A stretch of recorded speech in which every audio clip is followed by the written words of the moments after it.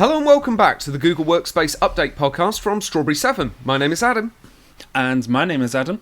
We're here every week to bring you the latest updates of everything happening in the world of Google Workspace. Remember that this podcast is available in audio format from your regular podcast provider and also in video format on our YouTube channel, youtube.com/strawberry7. Coming up on the show today, we have 9 updates for you today. 9 updates again. They've done that a few times in the update cycle, but we have update 2, Google Classroom, Google Workspace, Meet, Drive, Assignments, Sheets, Classroom, Meet, and finally Google Forms. Very nice to see some Classroom updates in there. Looking forward to hearing what those are. As always, there is a link in the podcast or video description to the document that we read from. This document contains some relevant information, some links, moving graphics, and some pictures showing you all of these features in action. So let's get to it. On with the show. Right, so first up this week we have a Google Classroom update. So you can now disable submissions after a due date in Google Classroom. So following the recent announcement of grading periods in Google Classroom, Google is introducing another feature that enables teachers to customize grading in Classroom. The new option to disable submissions after a due date allows teachers to stop accepting submissions for an assignment past the due date.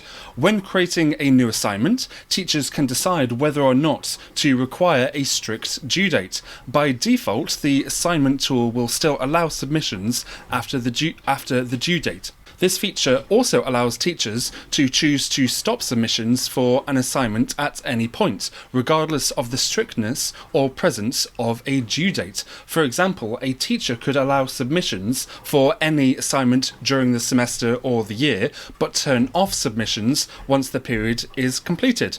Google helps this highly requested feature gives teachers more control over their workflow by allowing them to set their own level of flexibility for accepting assignments. What great update, really useful, and I can certainly see why that's a highly requested feature. I'm kind of surprised that Google haven't done this earlier, to be honest, sort of put this in, that you can stop those assignments coming in. I know obviously you can control it as a teacher sort of manually, if you like, by saying to the student, oh look, the date's gone past, but this is really nice that the submission is not there. Be quite interested to see what the experience is like from the student side. I wonder if when they go into the assignment, is the sort of submission button just grayed out? Do they or they just can't access the assignment at all to then go to then hand it in? Yeah, exactly. Yeah, can they not access it at all? Is it grayed out? And what happens if you're kind of you've already done a piece of work that's related to that assignment, you're kind of halfway through it. You've almost finished, but you haven't. It wasn't quite ready to hand in yet, and then you've then missed the cutoff point. What actually does happen? Yeah, I imagine, if I had to guess, I'm guessing the assignment button is kind of, the hand in button is just kind of greyed out, and you can't actually turn it in. And then I guess what could happen in that situation is a teacher could say, okay, I can still access your work manually and kind of review it, but then it might be quite difficult to do the marking and everything like that if it hasn't technically been handed in. So I guess they might need to temporarily change a date or something like that. So yeah, I was also wondering if it can be controlled on an individual basis. I don't know. Maybe it's only something that you only see on movies or in TV, but then you'll often see it on some high school drama or something, where somebody requires an extension to their work, but that's not for the entire class to have an extension. It's just for one individual due to whatever circumstances. So then this person gets, say, an extra couple of weeks to hand their work in, whereas everybody else doesn't. As I say, I'm not too sure if that would be an option or how it would react to situations like that. Do you know what? I think you hit on a really good point there, Adam, about extensions, because that is something that's fairly common. Or maybe they'll bring in a new button, a new option to add an extension. Absolutely, a future update. So stay tuned to the podcast to hear about future update. But yeah, great sort of update, great advancement by Google. Makes a lot of sense. Like I say, I'm quite surprised they didn't have it already, actually, but this does look really good. For our listeners, there is a little picture in here, a little graphic that Adam's added. It's not a moving one, but it does show you sort of some assignments here. It doesn't really kind of show... It just shows you an assignment, really. It doesn't really kind of show you particularly like the option of it not being able to turn in or anything like that, but there is a little tick box that says close submissions after due date. So I'm assuming if you don't want anybody to be able to hand something in, obviously as long as you have actually set a due date to begin with, then tick that box if you do not want anybody to be able to hand in their work after the due date that you've set. Great.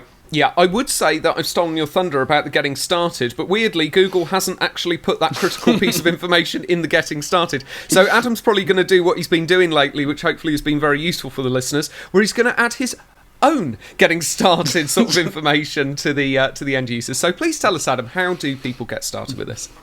Okay, so for the admins, there is no admin control for this feature, but for the end users, Google recommends that you can visit their help center to learn more about creating an assignment, and I've added a lovely link into our document that you'll find in the description of this podcast, wherever you may be listening to it. However, in reality, if you'd like to do this, then set your assignment within Google Classroom as usual, set your assignment date, or the due date for the assignment, and then you can tick or not tick the close submissions after due date box to close the submissions or leave them open.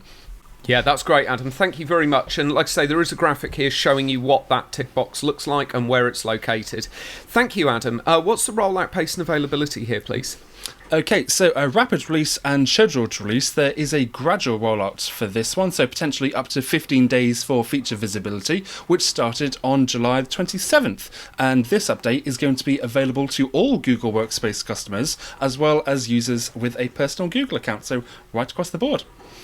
That's brilliant news. Thank you very much, Adam. What have we got next, please? Okay, up next, we have a little update LUT for everybody, which is kind of to do with Google Workspace a bit more as a whole. So, you can now set context-aware access policies for first-party and third-party applications to access Workspace APIs. Admins can now use context-aware access to block or limit first and third-party API access to Google Workspace applications. With context-aware access, you can set up different access levels for Workspace applications based on a user's identity and the context of the request, whether that's location, device security status, or their IP address. Extending these policies to APIs that request Workspace core data gives admins another layer of control and security and helps protect against data exfiltration. Okay, this is very, very interesting to me because, and sorry to not talk directly about this update for just a second, but this is the potential of this for two-factor authentication is really exciting. There is something that you can do in the world of Microsoft that you can't do, which is brilliant, that you can't do in the world of Google. And you know it's good if I'm saying that it's good and you can do it with Microsoft, right? Because as any regular listeners know, I'm not the biggest fan. So the thing that you can do in Microsoft, which is in Microsoft's 365 platform, which is absolutely fantastic, is you can do location-based two-factor authentication. So what I mean by that is it will say, oh, hey, you're at work, therefore I won't ask you for two-factor authentication. Now that is super, super handy for schools, because as we've discussed on this show before, there is a bit of a problem with schools using two-factor authentication because safeguarding rules say that they don't necessarily they're not necessarily able to take their mobile device into the classroom. So you kind of have this conflict where security is going, you've got to have your mobile device, safeguarding is saying you can't.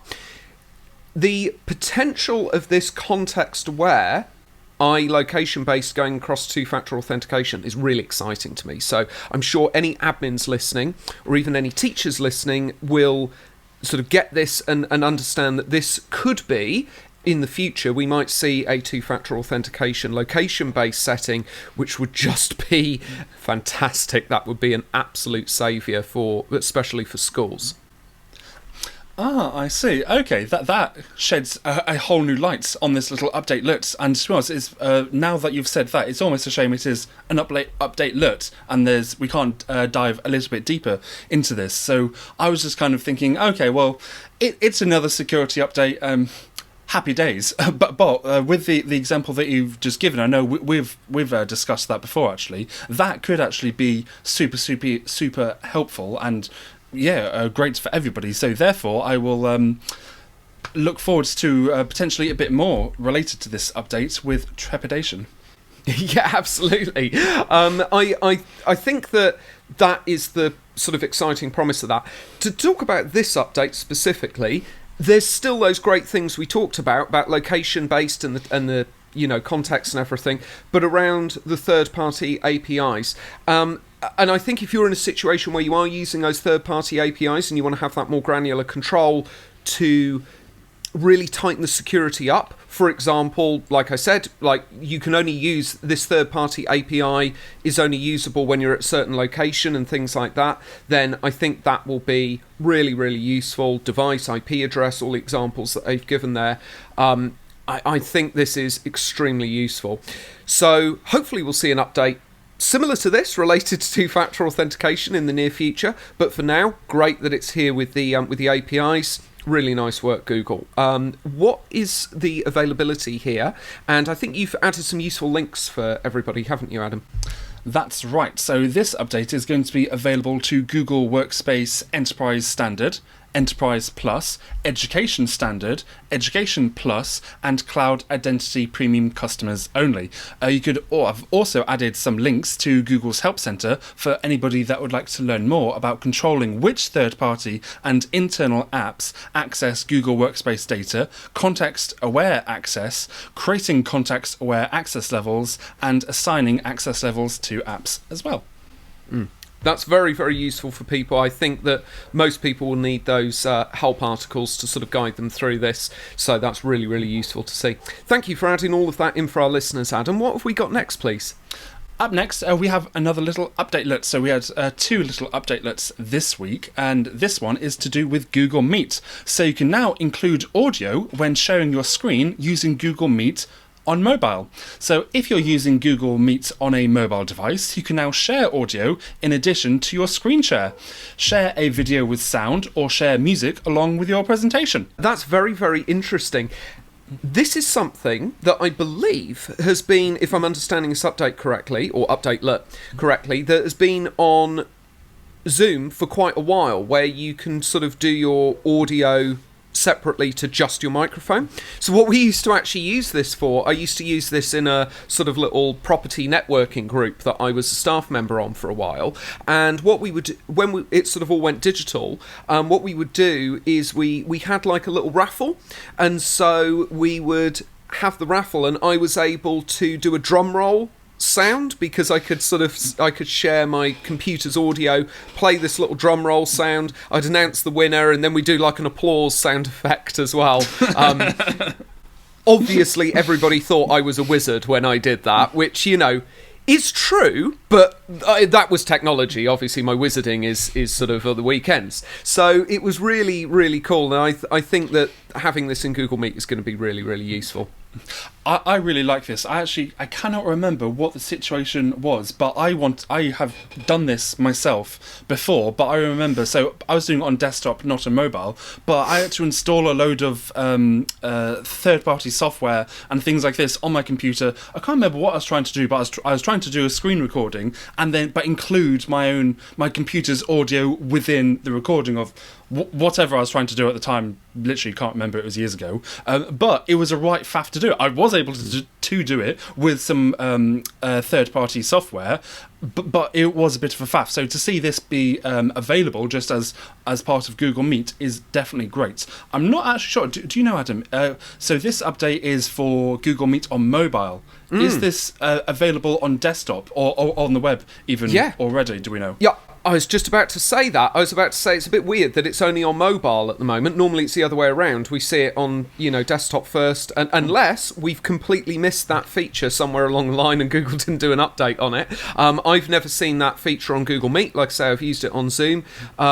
So it is a bit weird to see it on mobile only. But to be fair, I've not actually tried to use it in Google Meet. Possibly ever. So that's why I'm questioning. Like, is it already available on the web or not? I have tried to find it a few times, and I've never been able to find that feature.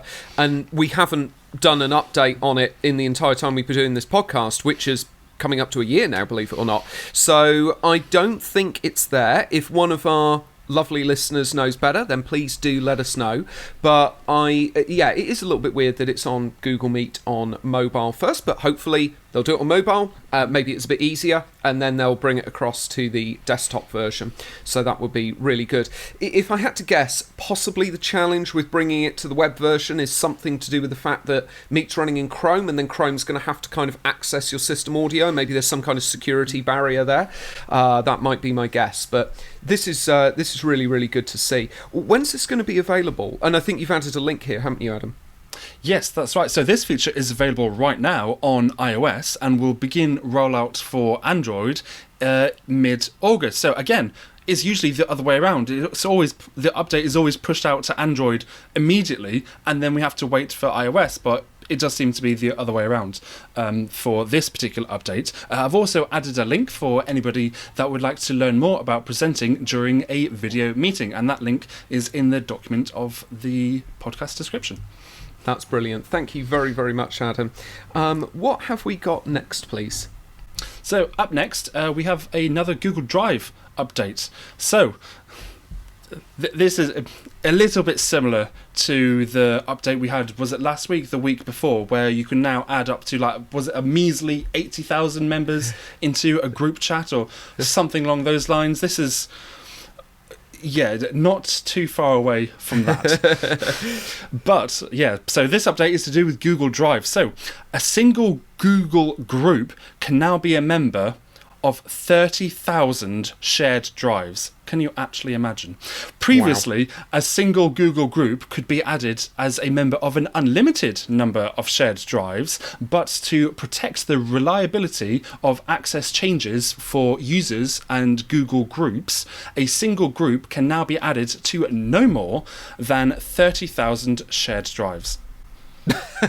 No more than 30,000 shared. Damn it, I wanted 30,001. Yeah, great. Brilliant. It's like we said before, for us, we're sort of looking at these updates and going 30,000 shared drives. I think we've got one or two or something. We've got a very simple structure. But we fully understand that there are companies out there who are very, very big, have very complex requirements or very complex structures, so this could be relevant for them. Let's not forget as well, it might not necessarily be an end user. When it says a group can be added to 30,000 shared drives, maybe that's like an administrator group or some kind of managerial group or something like that. So, yeah, I was kind of thinking, well, although it does say that Google, that previously you could be a member of an unlimited number of shared drives, I understand that Google, it's sensible to set a number and to set limitations. How they came up with a number of 30,000 or 80,000 for the other update or whatever it was, I'm not too sure about that, but I understand the need to set a number. Maybe they have seen some customers with quite a high number of shared drives that they do access. I'd be very surprised if it's actually close to 30,000 at all. Maybe... I don't know, I'm not even going to try and guess how many people actually use, but I kind of understand that Google has the requirement to set a number on the number of shared drives that people should be allowed to access, and so they have done that. It's a very high number, but at least a number has been set. Yeah, I agree with you. Google must have an idea, a very good idea of that number from somewhere, from some sort of research. Also, I'm pretty sure with... one of the differences between shared drives and a file that has just been shared with you directly within your Google Drive, If a file has been shared with you, then it'll just appear under your shared with me, and that's kind of tucked away unless you wanted to do anything a bit more, such as add a shortcut to it into your My Drive or add it to your Starred or whatever. Otherwise, it's kind of tucked away. Shared drives, I don't think, are tucked away. As soon as somebody gives you access to a shared drive, it will just be there. So if somebody has given you access to 1,000 shared drives, that will just automatically take up a lot of real estate on your screen, whether you want it to or not. Yeah, I agree with you, and I think you're perfectly right about that. I mean, they do just appear. So that's what I mean about... We might be thinking of it in terms of, oh my God, imagine having 20,000 shared drives. You'd be scrolling forever. But... maybe I'm it's sure around... the reality is probably not quite actually like that. I would like to think if your company, your organisation is giving you access to 20,000 shared drives or 30,000 or however many, it may be worth having a little word and say, can we tidy this up a little bit? Yeah, definitely as an end user, yeah, definitely. Like I say, I think this is probably very more beneficial for admins or more beneficial for people at that sort of higher level where they want access to all of those drives. It's the same with Google Classroom, isn't it, right? We've said before about as admins we want to have access to all of the classrooms, but in the secondary school that I was working at, that was like well over 1,000, and you wouldn't want that as a teacher, of course. It was a nightmare even as an admin, because you go to classroom.google.com and Chrome would just go, give me a minute. Because it was like so much to load. So this is, I think, a similar sort of thing. But it's useful to see, just because you can have 30,000 shared drives doesn't mean you have to. So yes, I'm almost seeing this more of a notification. It's more of a notice than instead of an actual update. Yeah, I think you're right. What's the sort of rollout here and availability on this feature? Okay, so rolling out right now to rapid release and scheduled release at an extended pace, so potentially longer than 15 days for feature visibility. So by the time this podcast comes out, then if you can't see your 30,000 shared drives just yet, then give it a week and you should be able to. This update is going to be available to Business Standard, Business Plus, Enterprise Starter, Enterprise Essentials, and Enterprise Essentials Plus, Enterprise Standard, Enterprise Plus, Education Fundamentals, Education Standard, Education Plus, the Teaching and Learning Upgrade, and Non-Profits Only. I'm not sure if I missed anyone else. I've also added a lovely link if anybody would like to learn more about shared drive limits within Google Drive, and there is a link to that in our document. Thank you as always, Adam. That's great. What's the next update we've got, please? Okay, so up next, we have an update for Google Assignments. So, bringing collaborations in Canvas to Google Assignments. Google Assignments Learning Tool Interoperability is an integrated application that gives educators who use Canvas a faster, simpler way to distribute, analyse and grade student work. It brings the collaborative power of Google Workspace for education to Canvas. Google is introducing a new feature exclusively for Canvas that allows users to create a Drive item and collaborate on it with others within the course. Teachers and students can now work together on a variety of Google Drive items, including docs, sheets, slides, sites, forms, Jamboards, and drawings. Okay, that's really good news. I mean, this is really nice to see. I think from looking at the graphic with this, it's very interesting because the first part, there's a moving graphic with this, and the first part looks like something very non-Google, if that makes sense. Do you see what I mean, Adam? That would be from the Canvas interface.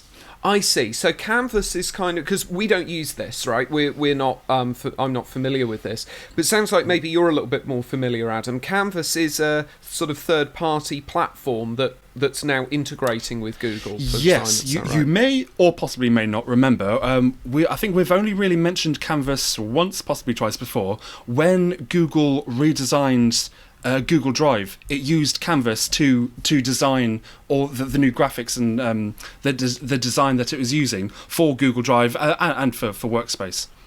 I got it. Okay. Well, this is a very interesting update. Very nice to see the sort of integration here, and I think that's going to be very, very useful for people who are using that. I encourage everybody to have a little look at the moving graphic here. It looks very nice. It gives you an idea of what this sort of looks like.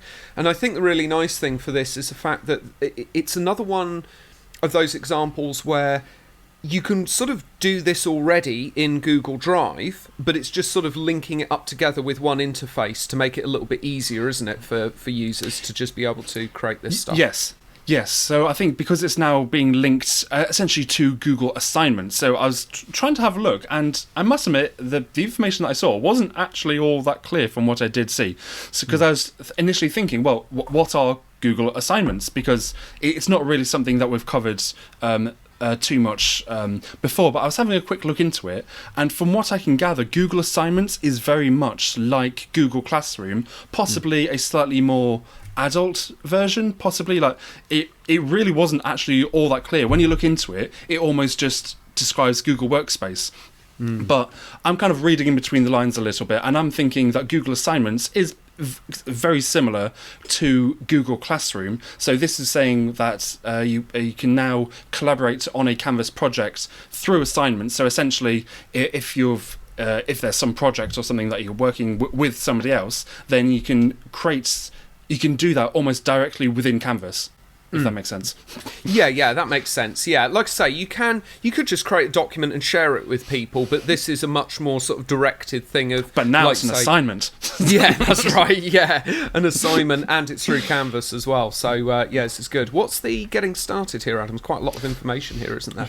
Okay, so for the admins, to enable users to access this feature, assignments must be turned on. You can also visit Google's Help Center to learn more about turning a service on or off for Google Workspace users. And of course, I've added a link into our document for that. But for the end users, if you would like to create a collaboration, is that right? A collaboration within Canvas, sign into Canvas, open the course. Within the sidebar, click Collaborations, click Plus Collaboration, then Google Drive. If you're not signed in, sign in with your Google Workspace for Education account. Spoiler alert for who it may be this is available to. Enter a title for your assignment. Under the file type, select a Drive file type. Under Invite People to Collaborate with You, select any LMS users for which you share the collaboration drive file. Then click Create. In the opened pop-up, confirm your changes and click Create. So it's super easy. There's only about 20 points in there. However, there is a moving graphic within within our documents that makes that clear that the steps they need to do. It's not quite as long as I actually made it out to be. But also for the end users, if you'd like to open a collaboration within Canvas, you can sign into Canvas, open the course. In the sidebar, click Collaborations, then click the title link for the collaboration you wish to open. You can only view a collaboration if you are an instructor or were added as a collaborator. In the new tab that is opened, sign in with your Google Workspace for Education or Google account, and if this is the first time you're opening the collaboration, click Join. You can always visit Google's Help Center if you'd like to learn more about using assignments with Canvas and creating, editing, opening or deleting collaborations. And of course, there's links to all of that within our document.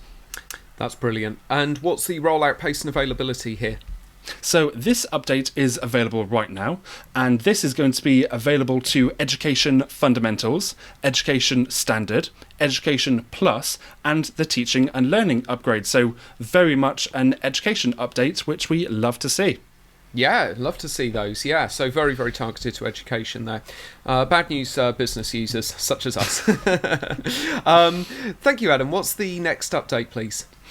Okay, up next we have a Google Sheets update. So you can now import and convert sensitive Excel files into client-side encrypted Google Sheets. So launching in an open beta, you can now import and convert sensitive Excel files into Google Sheets with client-side encryption. Your encrypted Excel file won't be changed even as you change the encrypted Sheets file. With this release, you can only import encrypted XSLX Excel file types. Additional Excel and tabular file types are not supported. During import, unsupported Excel features within sheets will be ignored. The maximum file size is 20 megabytes, and the maximum number of cells that can be imported is a measly 5 million. Oh, only 5 million. Again, I wanted 5,000,001.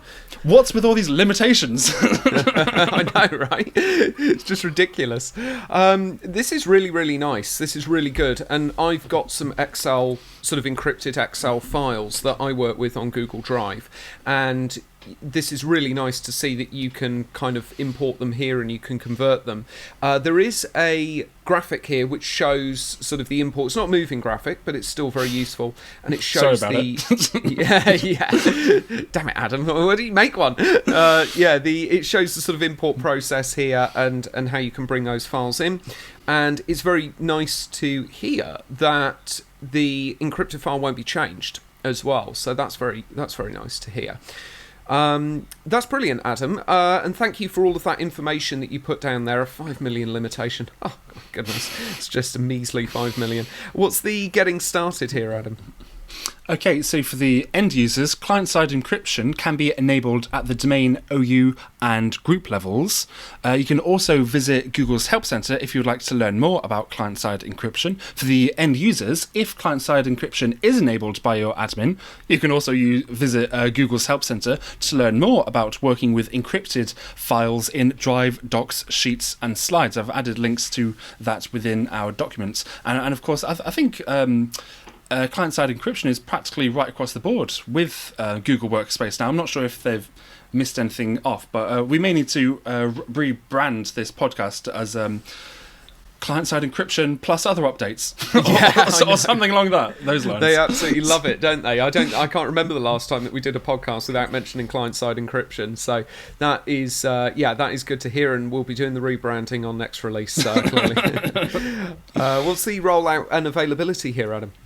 Okay, so rapid and scheduled release, there is a gradual rollout, so potentially up to 15 days for feature visibility, which started on August the 1st. And this update is going to be available to Google Workspace Enterprise Plus, Education Standard, and Education Plus customers. Oh, great, no on August the 1st. Apparently. Yeah, no business. That's interesting, yeah. So that's, that is an interesting omission, isn't it? Maybe, again, we'll see an expansion to more platforms in the future. But, yes, Enterprise Plus, that's very high. Very, very, what's the highest level? And then education, bit of an interesting choice there. But August the 1st, that's great. People should definitely start to see that if they're in those very, very selective tiers. So that's good to hear. What have we got next, Adam? I think we've got another Google Classroom next, is that right? Yes, that's right. So Google Classroom now supports grade export to Skyward Cumulative. I'm pretty sure that's how you pronounce this. So it's spelt QMLATIV. So I'm just going to assume it's pronounced cumulative. So Google Classroom teachers can now export their grades to Skyward Cumulative, which is a third-party student information system, or SIS. So over here in the UK, we use a management information system, or MIS, and that helps education teams simplify student and business data management and complete administrative tasks faster. Grade export allows admins to establish a connection between their district's MIS or SIS and Google Classroom, which enables them to configure export settings that apply to Google Classroom teachers. The tool also gives teachers the ability to manually link new or existing Google Classroom classes to their information system and send assignments and grades from Google Classroom to their information system. This feature expands their interoperability between Google Classroom and Skyward Cumulative SIS or MIS. Grade export ultimately saves teachers time and reduces duplicative work by keeping their SIS or MIS in sync with fewer manual steps. This is really good. This is really, really nice to hear. And just to be clear, it's a bit of a thing that we've seen with Google where they're really going in for the American management systems rather than the UK ones. And, obviously we've already established Google's listening and hanging on every word that we say. So Google, we would love to see some support for some management information systems that we have over here in the UK. SIMS would be the most logical one because that's very, very big, but even some of the other ones there would be really, really lovely. This is another example where unfortunately it's only going to be for, I think, the American market, but a lot of our listeners, or most of our listeners, are in America, so for any of our American listeners, who's most of you, then you can rejoice because this update is very much targeted at you. I think this is going to be fantastic for educators. A really logical sort of feature that they're adding here, and connective feature that they're adding. I think this is great for anybody who's using those systems and anybody who's going to be able to take advantage of this. Anything that... It's like one of our old employees used to say, who we still love and has a very special place in our heart. He used to say, remove the duplication, remove the data duplication, because humans are the ones who make the errors, not the computers. And I completely agree with him. Anything that removes that sort of manual entry, it's not just going to save time, but it's also going to save on data entry flaws or data entry errors. So I think this is great.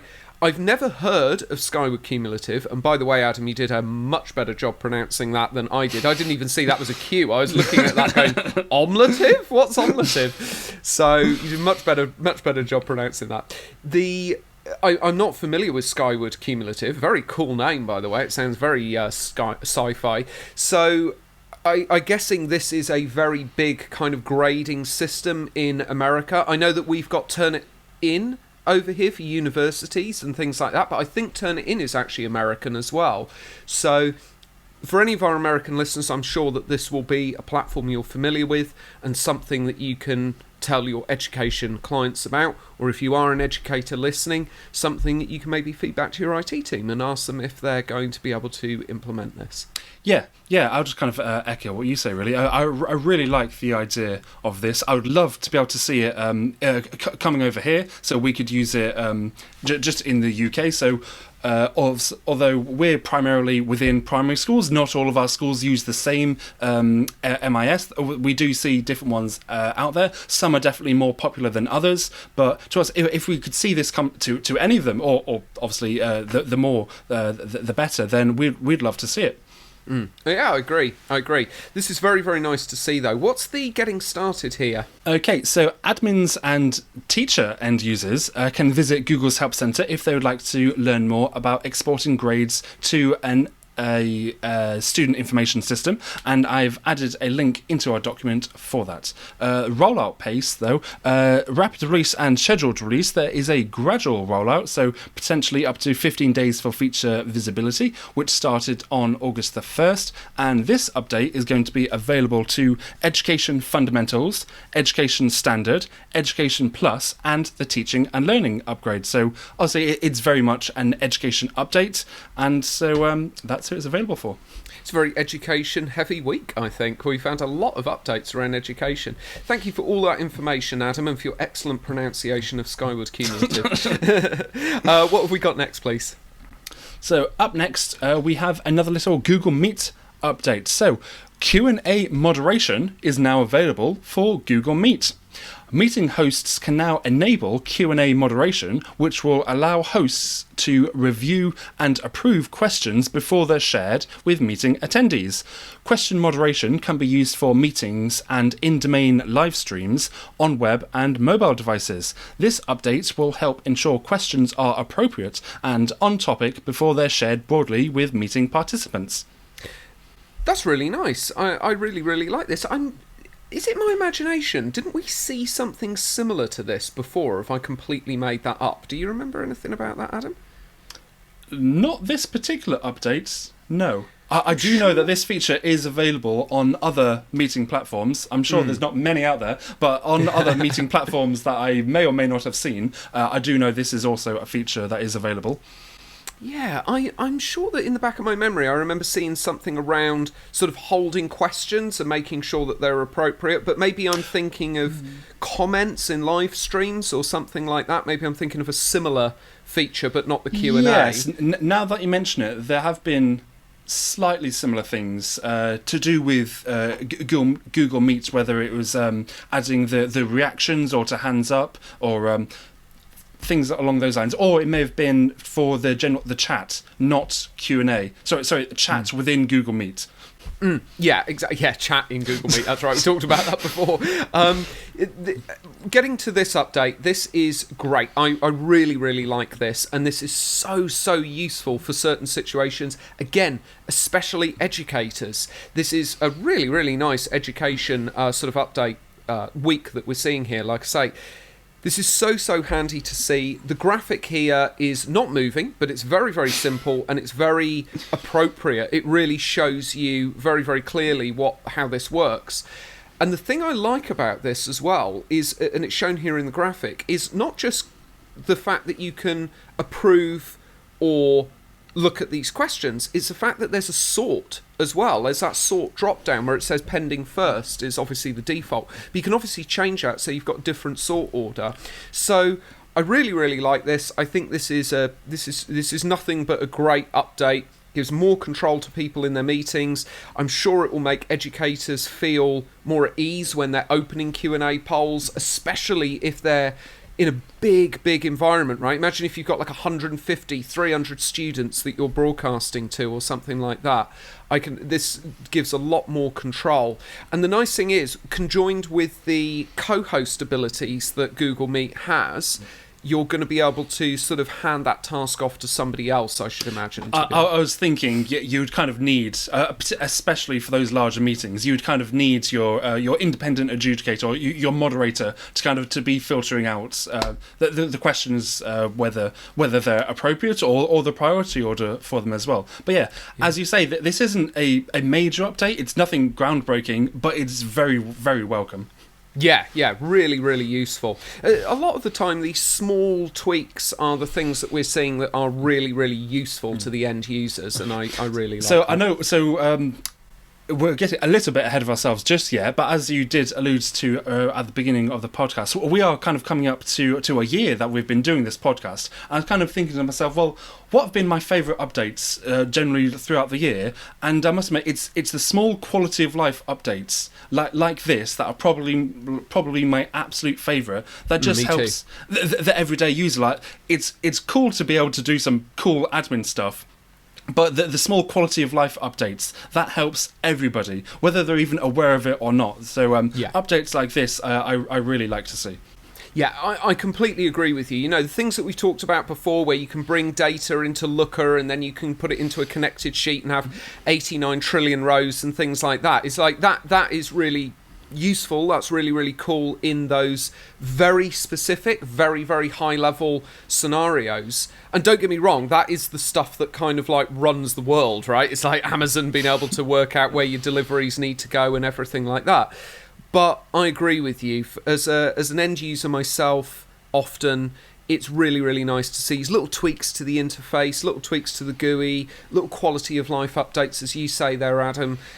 These are really, really good. So this is very, very nice. What's the getting started here, Adam? There's actually another graphic in the getting started, isn't there, as well? Yes, there's three, actually. So for the admins, yeah.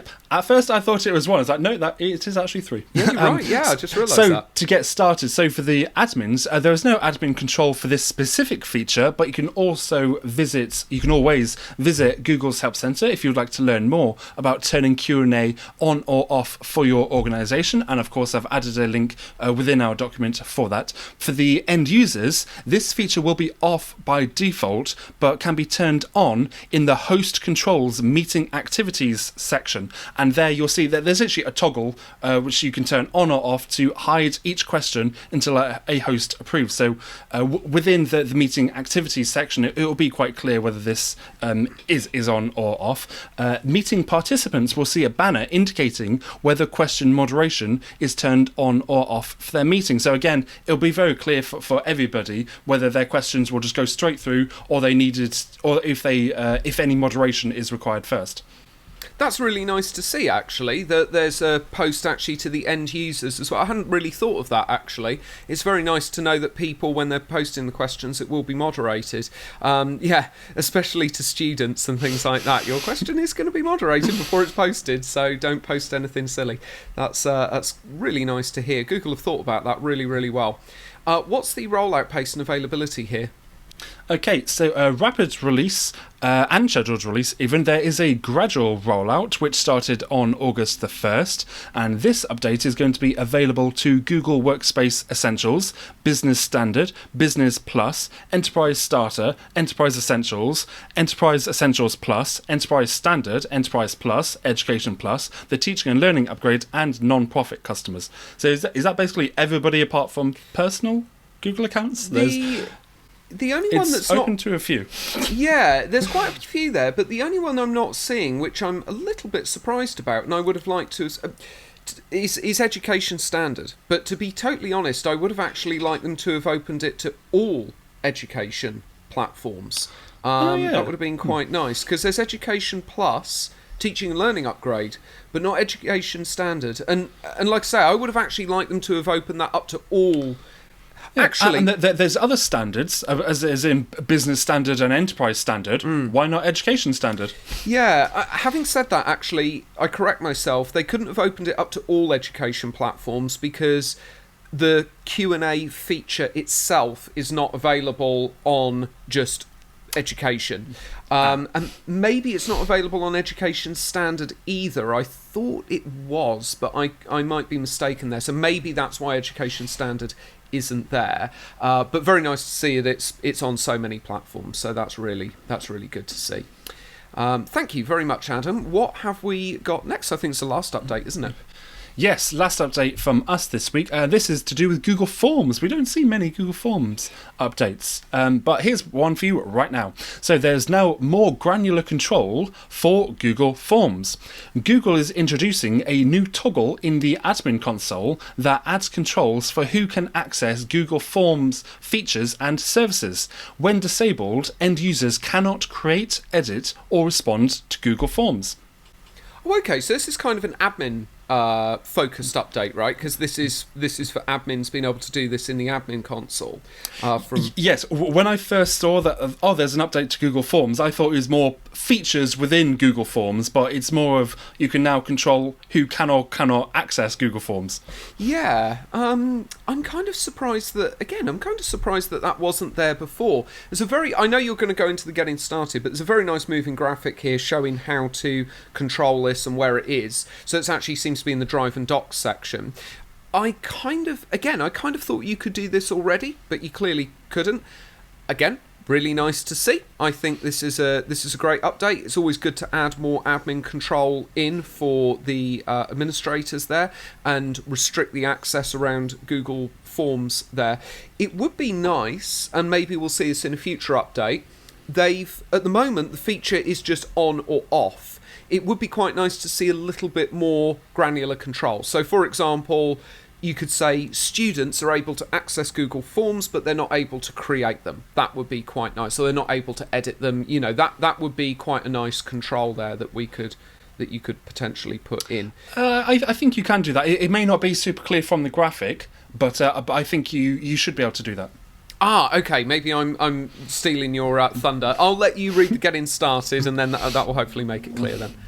Okay, so for the admins to get started, Forms will be on by default, but can be disabled at the domain, OU, and group level by navigating to Apps, Google Workspace, Drive and Docs, then Google Forms. This setting will not take effect if the entire Drive and Docs service is turned off. So the entire Drive and Docs service is the setting within the admin console that turns off Google Drive, Docs, Slides, Sheets, and Forms. So you'll probably have that turned on, and it's probably good that you do have that turned on. But just so you're aware, if you have that turned off, if you just don't have access to Docs, Sheets, Slides, or Drive, then you also won't have access to this.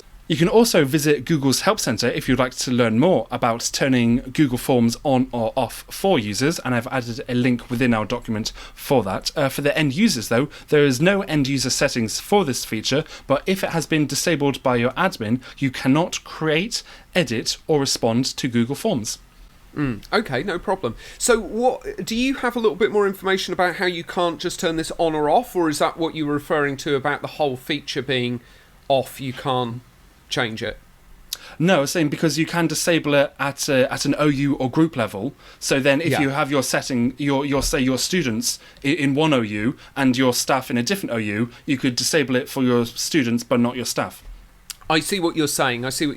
What I more meant was, it says here, when disabled, end users cannot create, edit, or respond to Google Forms. So what I mean is, the trouble is, if you turn it off for the students and on for the staff can't send Google Forms to students to respond to. Do you see what I mean? Because they can't even respond to them if it's off. It would be quite nice to see the feature with a little bit more control. So you could say, right, students, you can respond, but you can't edit or create or do anything like that. Staff, you can do everything. Does that make more sense? I'm just trying to think, but surely if you only wanted a student to respond to a form, then that would be set for them to view it. So then they would be responding, but then I imagine they'd still be able to see the file, say if it was just there, or maybe they had a link on the school website, or that they were able to find the form one way or another. But if they then went to respond, I imagine the option to submit the form would probably be greyed out, so they can still physically access it, they just cannot actually do anything within it. Yeah, possibly, but either way they still can't respond, right? And that's the point I'm making is, as a staff member, if your admin has disabled Google Forms, like turn this feature that it's talking about here off for students, you can't even send them a Google form for them to be able to respond to, at least using their student account anyway, because as it says here, when disabled, end users cannot create, edit, or respond to Google Forms. Hopefully. Yes. So my very first thought to this update is that, this could be quite handy for education, because if they don't want their students to respond to any forms. But then I thought, well, Google Forms are actually really handy, especially within education. So then maybe you'd need to think a bit carefully if you do actually want this to be on or off in the first place. But I guess it's good to have the option. I kind of imagine most users would probably want to leave it turned on, but at least they have the option to turn it off. Yeah, I completely agree, and certainly for us in like primary school setting, it would make sense to turn it off, because I can't think of a single case when our primary school students in any of the schools that we take care of have had to respond to a Google form, let alone create one. Well, within Google Classroom, in the shape of a quiz, that is a Google form. That's a good point, actually, Adam. Yeah, they've probably used it in Google Classroom with quizzes, actually. It's a very good point. I've forgotten about the quizzes. Yeah, this is kind of what I mean. It's like you need a little bit more granular control in there to say, I don't want them to be able to create and edit, but I do want them to be able to respond. Like I say, I don't want to dwell on this update too much. Like I say, hopefully Google will release a little update to that will then just add a few more granular controls to that. But like you say, Adam, great that the option's there to be able to turn it off. It's good to have options. Yeah, it is. It is good to have options, exactly. Thank you very much, Adam. We've already been through the getting started with this, haven't we? I think we just got the rollout pace, is that right? Yes, so rapid release and scheduled release, there is a gradual rollout for this update, which started on August the 1st, and this update is going to be available to all Google Workspace customers, so right across the board. Oh, well, as always, thank you so much for all of your information and hard work putting the document together. Just for any listeners, by the way, as a little aside, Adam made a slight error. Sorry, I'm not dropping you in it, Adam. I missed it as well, where the document last week was restricted. So sorry for anybody who sort of hit the document and realised they couldn't access it. We just forgotten to change the settings. So. But thank you for those that requested access, because that promptly reminded me that I needed to change the security security settings. And Adam changed it very, very quickly, and we opened it up. So for anybody who thought that we were just being mean and not allowing you to see the document, that wasn't the case at all. We just forgot to change the setting there. So sorry for anybody who tried to access that document and hit a bit of a wall there. If that does ever happen in the future, please feel free to drop the request through or drop us an email, info@strawberry7.com, and we'll rectify that for you very quickly. And that's it, everybody. That's everything that you need to know about all of the latest updates happening in the world of Google Workspace.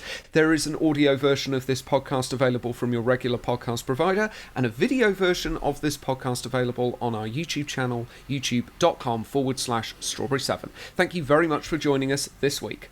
And we'll be back again next Monday with more updates. Goodbye. Bye.